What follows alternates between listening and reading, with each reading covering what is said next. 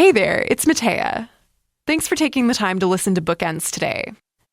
If you've been enjoying our show, it would be a huge help for us, and I think also for you, to follow us on your favorite podcast app, whether that's Spotify, Apple Podcasts, Overcast, whatever app you use to listen. This will ultimately help us make more Bookends episodes and connect you with more of your favorite authors. I hope you enjoyed today's show. Thanks so much for listening. Hey, and welcome to Bookends. I'm Mattea Roach.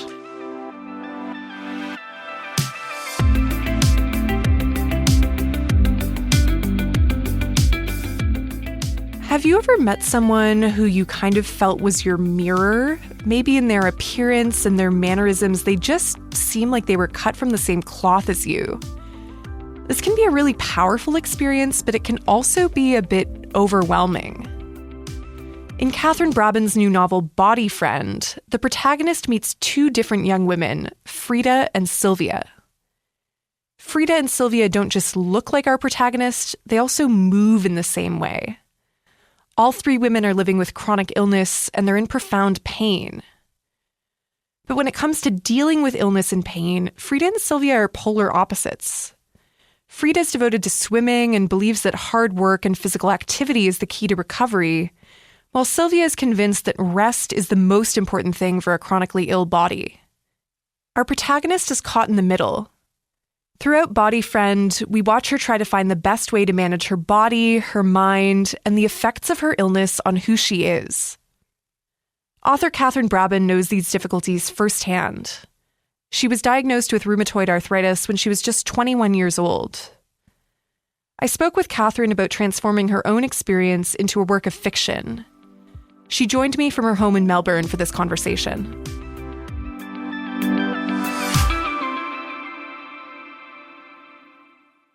Hi, Katherine. How are you? Hi, I'm well, thank you, Mattea. Thank you for having me. Now, in your novel, we follow this unnamed protagonist who's also the narrator through a 12-week period of time as she heals from hip replacement surgery. She has a lot of time to be kind of contemplative about her life, about how she feels in her body. I understand that you also have some experience with chronic illness and chronic pain, and I was wondering if you could chat a little bit about that, because it seems to inform your novel in quite a profound way. Yeah, sure. So this is actually my third novel, but it's the first time that I guess felt ready or felt like I wanted to approach this subject matter.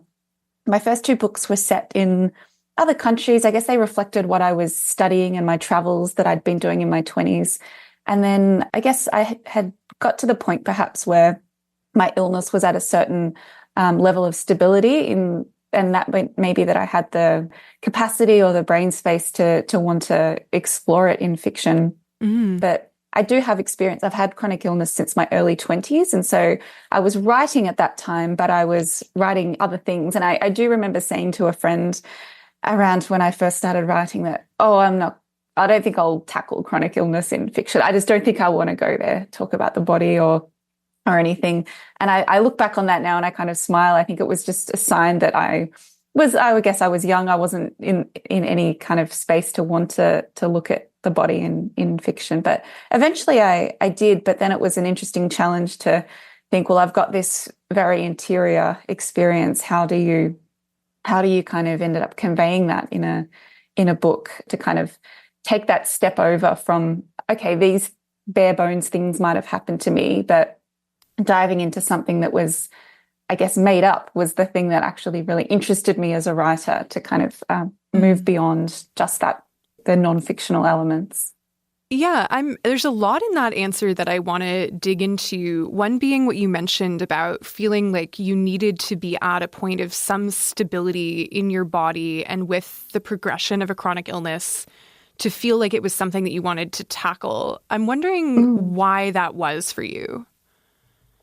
Yeah, it still interests me, I think, that question, because I think we tend to, or society tends to sort of romanticize maybe pain and suffering as sort of a necessary ingredient for art so often. But on a practical level, it makes creating almost impossible or really, really difficult. You know, the fatigue and the chronic pain and things. So on that level, it's really interesting to me that I feel maybe capacity-wise as well to want to approach it. But then I think also I realized I did want to convey that repetitive sort of dailiness of chronic illness, but that it was sort of, I guess, difficult to actually capture it. And I think it needed that raw experience coupled with sort of these maybe literary techniques to actually bring about what I wanted to convey and what I wanted to say.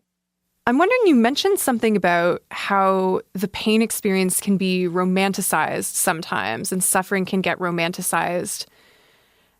Is that something that you've seen reflected in other fiction or other art about the pain experience? Like, was there a specific intervention that you felt was missing in the way we talk about pain that you wanted to do with this novel?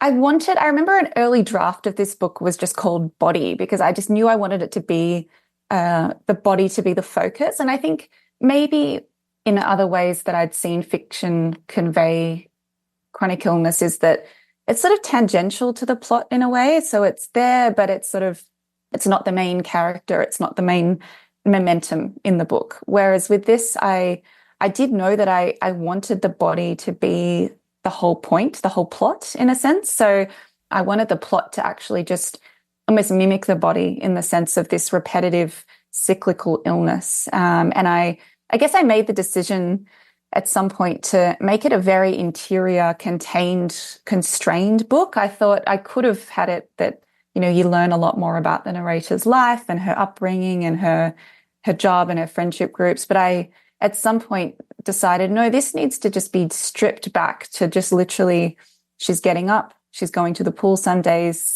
she's staying in bed. We meet her partner because he lives in the home with her. But apart from that, we really don't meet anybody else, or apart from these two double characters, Frida and Sylvia. And I guess that was a decision and maybe a little bit of a risk as well, to kind of constrain it so much that it's maybe a little bit of a claustrophobic reading experience. But at the end, I did actually want it to have that feeling as well, because I wanted the reader to maybe feel a little bit of that frustration and that, oh, here she is again, she's going to the pool again, or she's having a bad day again, and that sort of repetitiveness of it. I thought, no, illness does deserve its own place, I guess, as, a character and a plot within a novel. It's interesting to hear you talk about chronic illness as a character rather than being something that's kind of external and as a driving force. Because Body Friend is certainly, it's about chronic illness, it's about pain, but we don't get a lot of any florid descriptions that are intended to make you as the reader, I think, feel this visceral pain and imagine what it would be like to be in pain. It's almost more about how, as you say, pain can constrain your life, constrain physically where you go, constrain who you see, right? There's all of these instances where the narrator's boyfriend or the narrator's friends are trying to get her to kind of go out and go to the bar and engage with society in ways that she feels like she can't do. And eventually they just stop inviting her to stuff, right? Mm. But there's also this sense that pain maybe can't always be described. The narrator actually says that herself very early on, that there's a way in which words fail to describe pain in certain ways. If we all feel pain in some ways, why can it be so difficult to actually describe it, to remember it, and to articulate pain to others? It still fascinates me, that question. I think as a writer in particular, words are what we have. Words are our tool. And that sort of always interested me. I remember trying to read about others who spoke about chronic pain. And there's interesting in Hilary Mantel's essay, because she lived with chronic pain and chronic illness, as well as writing her very famous books. She wrote a line about how Virginia Woolf had mentioned there was no language for these common daily ailments like the toothache or the headache or the common cold and that sort of thing. And Hilary Mantel was quite dismissive of that. And she said, no, the torture chamber is where people speak, in her very powerful kind of language. And that tussle, I think, between that's us saying, well, I can't express this, versus no, these intense experiences do give us some kind of language. I think that push-pull between those two positions or arguments has always really interested me. And I think on some level, we go to the doctor and they might ask us how our pain is on a pain scale. Like, we are often asked to put a number to our pain. That as well, I think, is such a subjective thing, obviously, and it can be helpful, I guess, maybe in some instances. But I feel like those attempts at expression do fall short because it is such an internal experience. And I think that also gets to what you were saying about how we all feel pain so differently, but maybe we can get at sort of some shared experience through our perception of our environment while we're in pain, because pain just has this unspeakability about it as well. Yeah, I'm glad you brought up the pain scale, because that was something that I was thinking about as I was reading your novel and I was reading some of the reviews. And there's this review of Body Friend that was in the Sydney Morning Herald. And the reviewer included a quote from Elaine Scarry, who's this aesthetics professor at Harvard, who's written about pain pretty extensively. And there's this quote that was included in the review where Elaine Scarry is saying that pain actively destroys language, that there's situations, where people are hurt so badly that they can't talk, they can only kind of vocalize. I'm wondering what you think about this idea that pain destroys language, because that seems to be a bit more extreme almost than what you're saying about there's like an unspeakability of pain, but we can still try to talk and try to approach it and explain what it does to how we see the world. I think I'm interested, with this book in these prolonged states of pain where it may not be this instant stabbing pain. It may not be a broken bone. It's more about the, dull, persistent pain. I remember speaking to a writer on a residency once, and she could sort of see that I was in pain, and then I started mentioning that she'd had chronic pain for a while there. And she said something that's always stayed with me. She said, "It's like a frequency, isn't it?" And I said, "Absolutely. Like, it's just this thing that's there. It's a presence." And I think that's where maybe there is still more work to do within fiction around chronic pain. We know chronic pain is a huge evident thing in most countries. There's a lot of people have chronic pain, but I think, I feel like I've maybe scratched the surface with my book, but I feel like there's more that I could do as a writer, more that we could explore in that area, because there are ways to maybe try to access it in language. But I think, maybe the direct language is not necessarily the way in. It's more about conveying that frequency, like that writer said.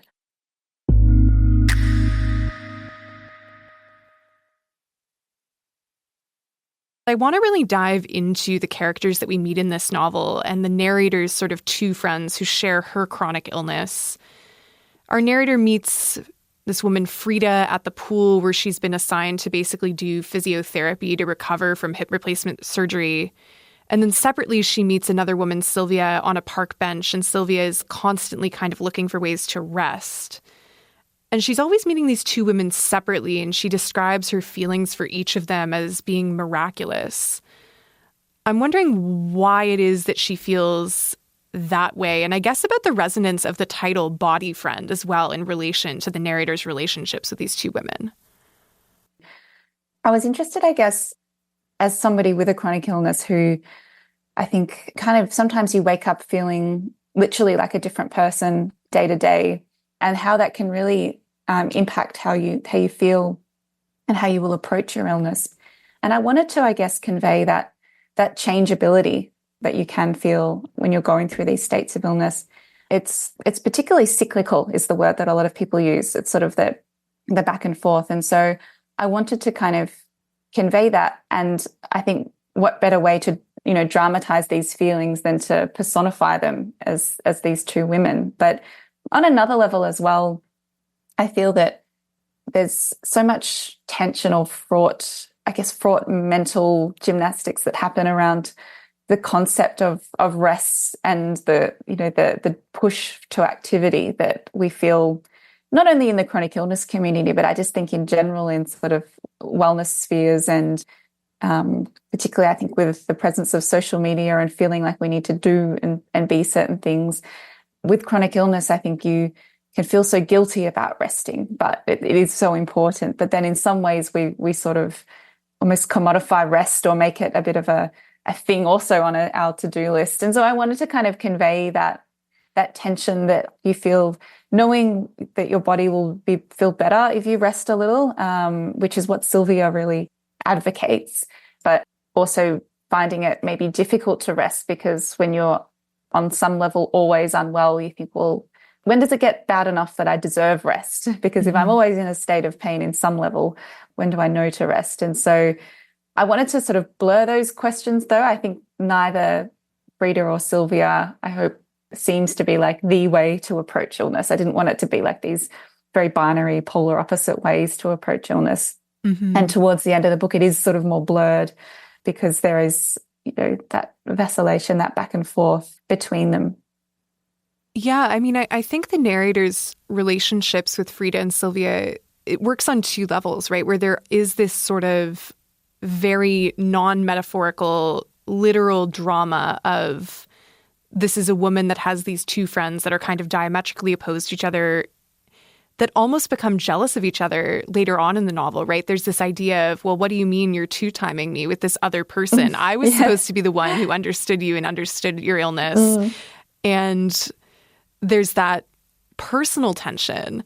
But then there's also this tension, as you say, that I think a lot of people, even who don't experience chronic illness, who are just dealing with perhaps an intense period of stress in their life, who are dealing with some sort of mental illness, perhaps, where the opposition between getting out in the world and doing things that are uncomfortable versus resting and sort of sequestering yourself in your house becomes a thing that you have to navigate on a day-to-day basis. Like, I'm wondering why you think it is that rest has become this kind of divisive issue that people in some cases have very militant attitudes about, right? Because I think you're right that these two characters are not necessarily the most militant, diametrically opposed to each other people that you could find. But I certainly know people that are extremely against rest, that think it's actively harmful, and other people who the second they feel any sort of discomfort are like, I need to stay home all week. Yes, yeah. I think we do grapple with that. And I think it's fraught, as you say, even not only in the chronic illness community, we sort of, I think we accidentally equate rest with laziness a lot of the time, whereas I think it's a good thing to kind of call out the need to kind of do nothing. But I think we struggle to do nothing now because when we sit, we're often, on our phones or doing something. I think we struggle to find stillness at all, I think. And it's probably particularly the case and dramatized when you have an illness. And I think that's a thing that the narrator quite struggles with, in that she thinks that if she's one particular way with her illness, she'll always be that way, and she worries that she'll always be a Sylvia. And when she's Frida, she wants to only be Frida, but she worries that she won't always be. She won't be able to keep it up. And I think that's, as humans, we don't quite realize our fluidity, and the same with rest and activity. And we're not so okay with that as we should be.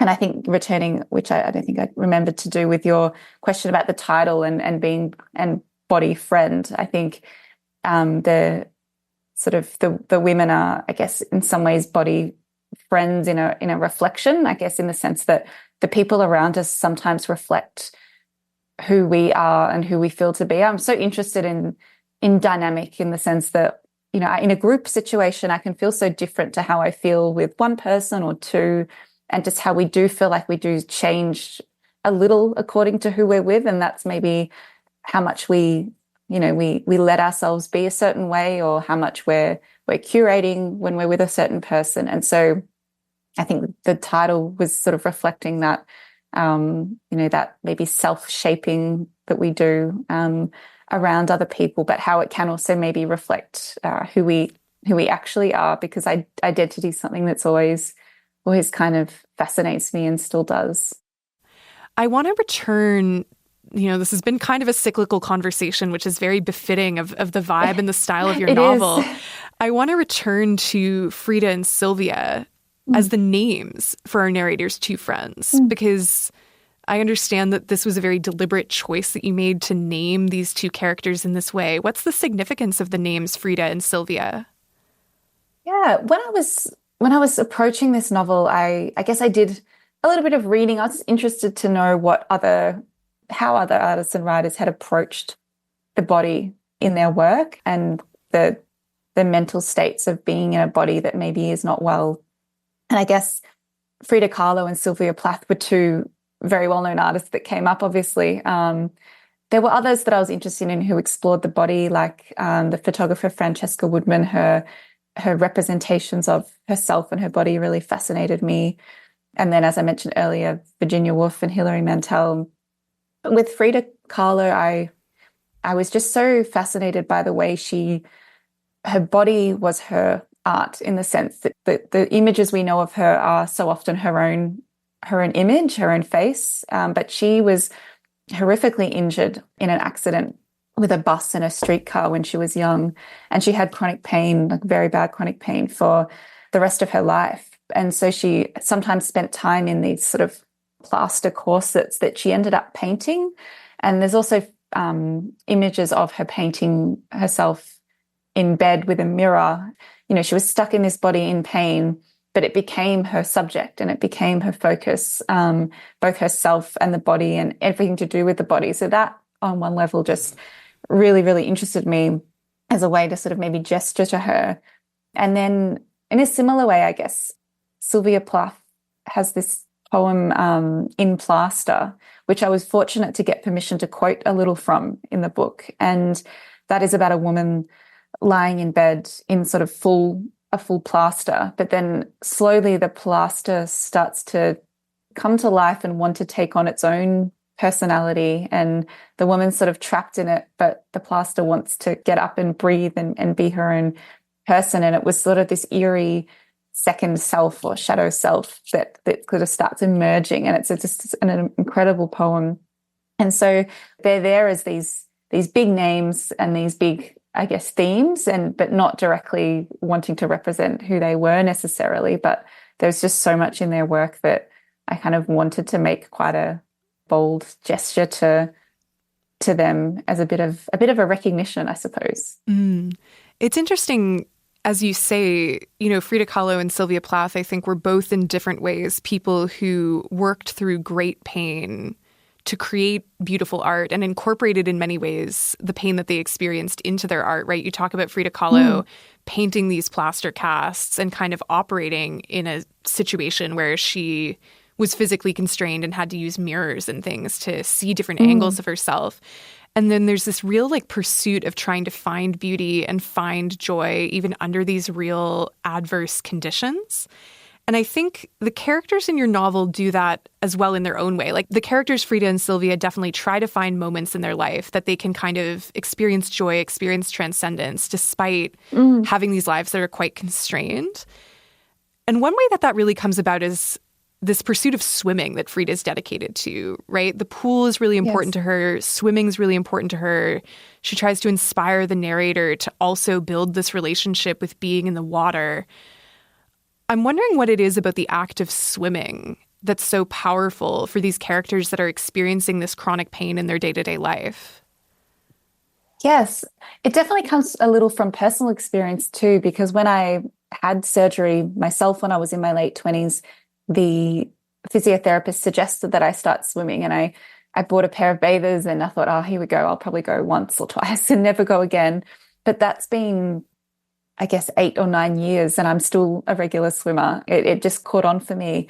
And I think maybe it's to do with being in pain, being so bodily aware in a sense of every sensation of things happening to you. You're more sensitive to the relief of certain things as well. So, for example, the release or the relief of being in water, there was such a beauty to it, and it almost became something sort of ritualistic about it, needing to sort of get up, go in the morning, and it just became this sort of, this element of beauty.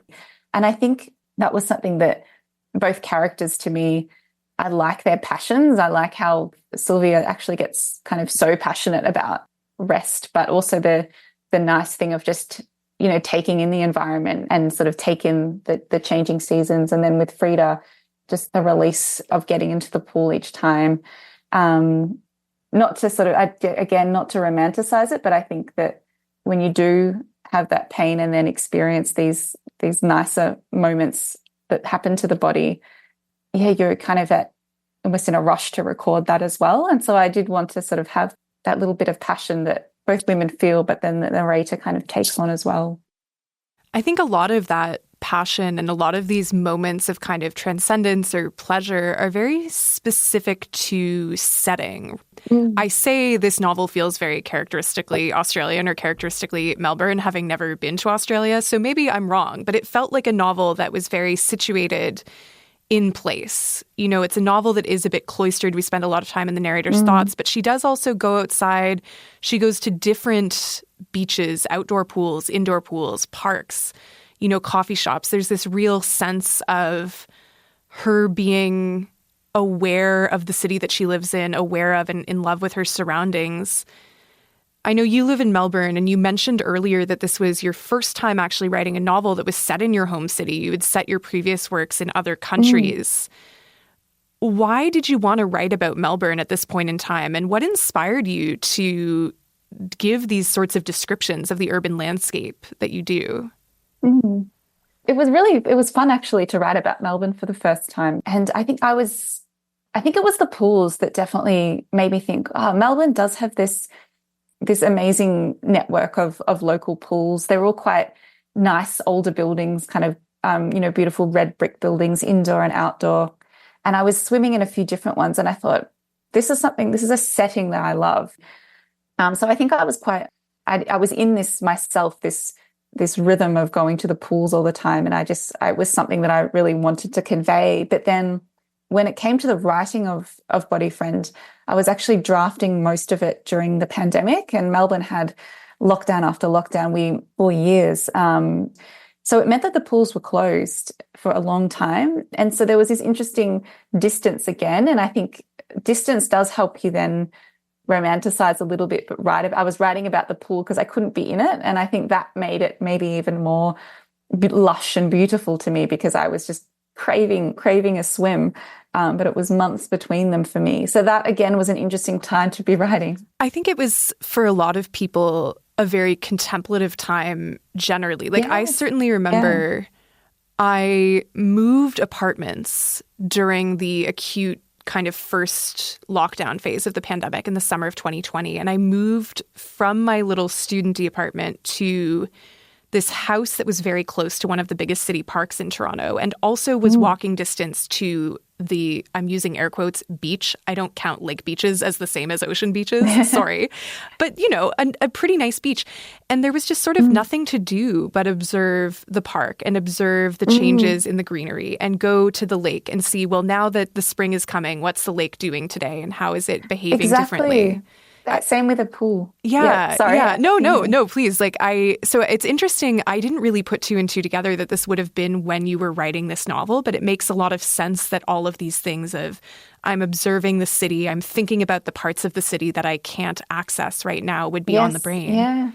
Yeah, that's right. And that you reminded me, mentioning the park and the lake, that I was living at the time next to one of our big parks in Melbourne. And so that was definitely, I think, walking every day there, because that was all you could sort of do. That definitely, I think, influenced as well Sylvia's location as a character, because she's always in the park, and it is right next to one of our big hospitals in Melbourne as well. So it is interesting how an experience like that can change our perception of somewhere that we know quite well. Thinking a bit about remembrance and diving back in time, you mentioned at the beginning of this conversation that, you developed a chronic illness and started experiencing chronic pain in your early 20s and are now in your 30s, have gone through a lot of kind of change and growth, I imagine, in many facets of your life, and have developed a bit more of a relationship with the pain experience. I'm wondering if you can go back in time to your early 20s and think about when you were first diagnosed with rheumatoid arthritis. Can you imagine reading a book like this back then, how you might have felt about it at the time? I think with my experience of meeting somebody online, I met this friend, and she was writing a blog about living with her illness. My older sister at some point shared an article, and it was a blog that she'd found online. And it was written by somebody who had the same kind of inflammatory arthritis as me. And she was only a year or two older than me. And she lived in the States, in New York. And so I read this blog, and it was about her day-to-day life, but with an illness, with a chronic illness. And for me, that really kind of meant something. Reading this woman's blog, I wrote to her afterwards, and I said, thank you for sharing this, this experience, because I have not, had that, chance to kind of read about somebody my own age with this arthritis. And she wrote back, and that was, I think it was almost 15 years ago now. And we're wonderful friends now. I've been to New York to visit her. We sort of call each other, family abroad. But I think that's probably a similar parallel to what it might be like to read a novel, in the sense of some kind of recognition, I think is probably the word. This of all my books is the one that I've heard from people so often after publishing it. And I think if the book has helped maybe bridge a little bit of that, the difficulty in conveying that, the dailiness of, being in the body. I think maybe if I was a younger person reading that, I might also have felt that, I think. Katherine, thank you so much for joining me today, and thank you for grappling with the time zone difficulty of conducting an interview between Australia and North America. We really appreciate it. I'm so pleased to do it. It was a nice reason to be up and about early in the morning. Thank you so much for the really interesting conversation.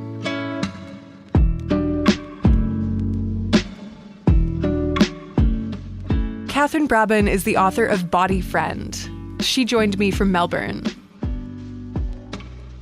This episode was produced by Sarah Cooper. Ailey Yamamoto is our associate producer.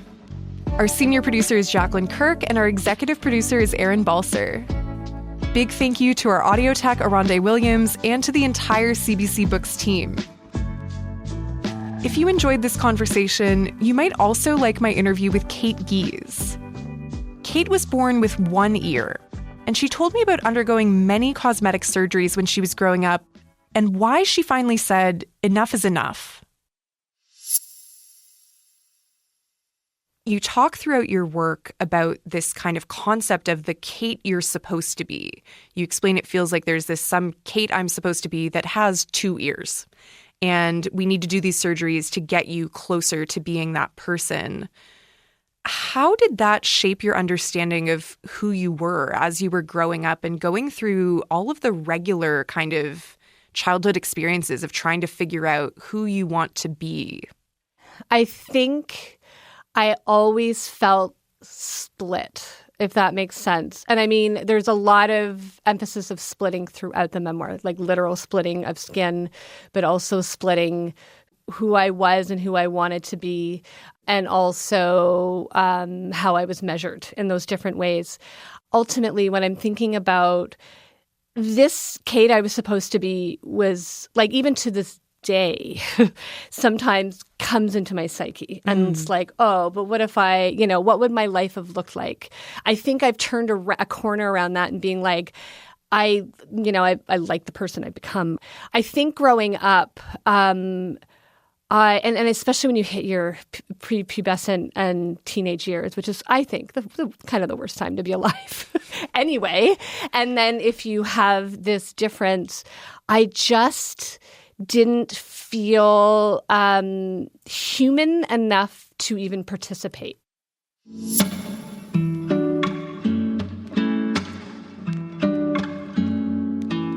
You can head to the link in the description to catch the rest of my conversation with Kate Gies.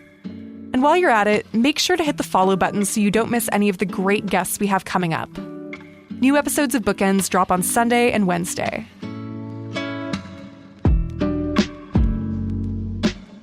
I'm Mattea Roach, and this is Bookends. Thanks for listening, and I'll see you next time. Because when the book ends, the conversation begins.